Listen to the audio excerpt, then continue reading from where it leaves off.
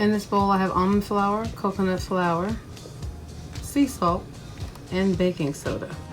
I added 3 eggs, half a cup of heavy cream, and I put just a little bit of bacon fat in there. And this is my melted butter.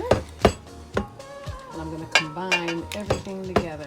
Melt it in the same pan and I'm going to put it in.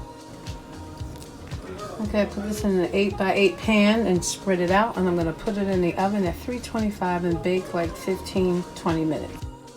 And this is the result of my keto cornbread. What you see there is like melted butter. I just put like a little pat of melted butter, Kerrygold, of course, grass-fed butter.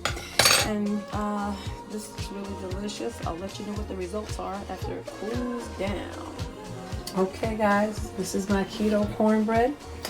This is a mixture of almond and coconut flour. I will post the recipe. This is so delicious. I let it cool for 5 minutes and I know you're going to enjoy it.